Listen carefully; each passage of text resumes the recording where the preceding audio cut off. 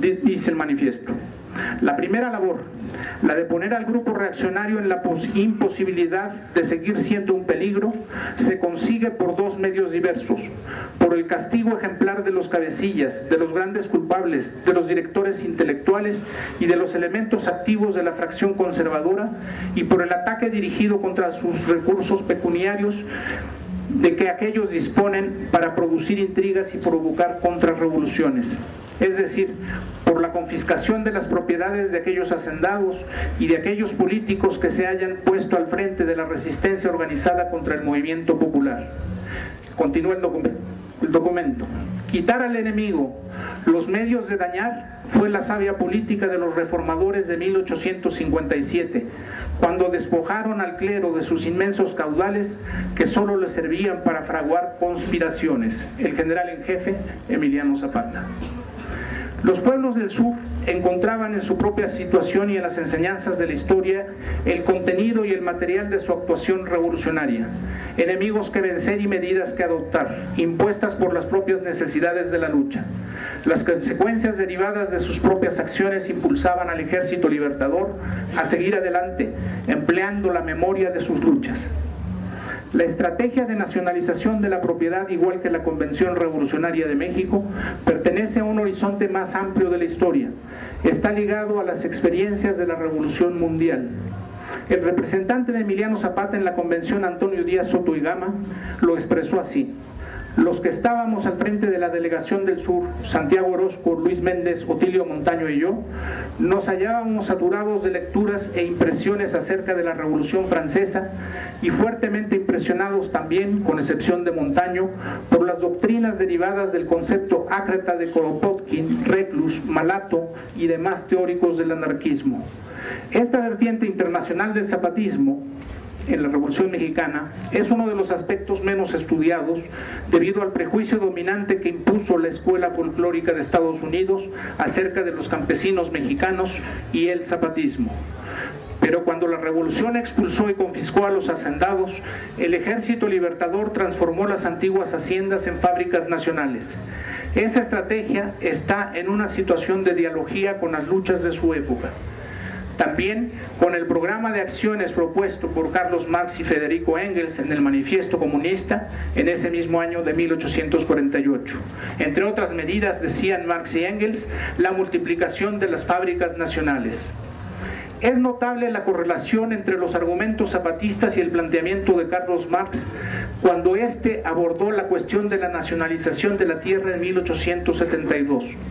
Los defensores de la propiedad privada sobre la tierra, escribió Marx, han realizado no pocos esfuerzos para disimular el hecho de que los conquistadores, por medio de la fuerza, impusieron leyes de propiedad designándolas como derecho natural. En este sentido, argumentó, si la conquista ha dado el derecho natural para una minoría, a la mayoría no le queda más que reunir suficientes fuerzas para tener el derecho natural de reconquistar lo que se le ha quitado. Emiliano Zapata planteó el mismo problema y solución en una carta que dirigió a un compañero en 1913. Decía Zapata: ¿cómo se hizo la conquista de México? Por medio de las armas.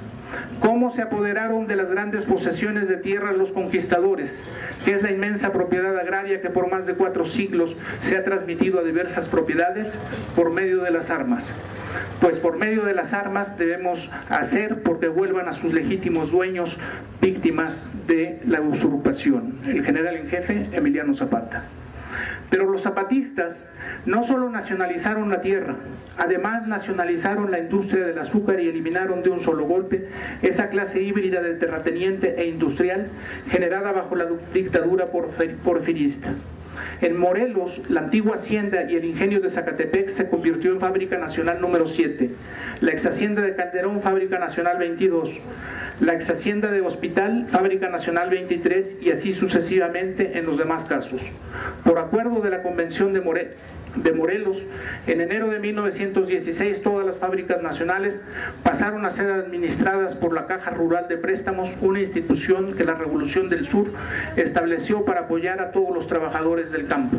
En la ex hacienda de Tlihuayán también se estableció la Fábrica Nacional de Cartuchos y se acuñó moneda zapatista de cobre y de plata. La Fábrica Nacional 22, en diciembre de 1915, albergó la Escuela Militar del Ejército Libertador, donde se procuró impartir cursos trimestrales sobre manejo de armas, reparación de material, servicio de campaña, nociones de trigonometría y topografía, entre otras materias, a jóvenes de Morelos, Guerrero, Distrito Federal, Estado de México, Puebla, Tlaxcala y Oaxaca. Precisamente José Sabino Díaz, el zapatista que propuso a la Convención nacionalizar el petróleo, fue uno de los generales convocados para que enviara muchachos de su brigada a prepararse en esa escuela. En aquellos días, Emiliano Zapata nombró a Prudencio Casals Rodríguez, internacionalista cubano y coronel del Ejército Libertador, como encargado de la nacionalización de bienes. Más tarde lo ascendió a general y como tal fue comandante de la Brigada Roja en la División Zapata del Ejército Libertador.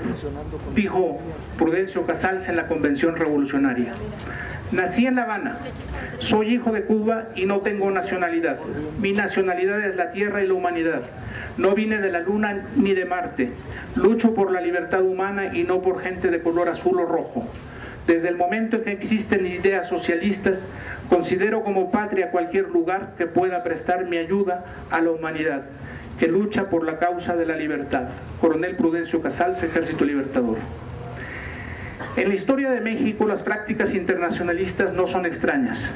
Considérese que Juárez tuvo a dos cubanos como ministros de guerra, los generales Anastasio Parrodi y Pedro Ampudia, quienes además combatieron en nuestro país en la guerra de 1847-1848 contra la invasión y usurpación de territorio mexicano por parte de Estados Unidos. Asimismo, hubo mexicanos internacionalistas que ayudaron a la formación del Ejército Libertador de Cuba, organizado por José Martí, entre ellos el general José Inclán Rico, originario de Puebla, fusilado por los españoles cerca de La Habana en 1872. Termino.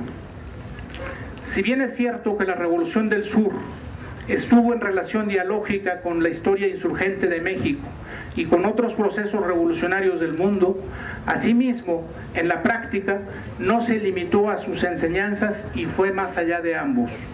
A modo de ejemplo, la Guerra de Independencia en México no abolió el régimen colonial de las haciendas, lo hizo la Revolución del Sur. Y la Comuna de París no contó con la fuerza organizada de los pobres en un ejército libertador. En otras palabras, la Revolución del Sur no recibió simplemente la influencia desde otros espacios y tiempos de la insurgencia. El zapatismo fue un proceso activo que generó una práctica política extraordinariamente radical y rompió fronteras.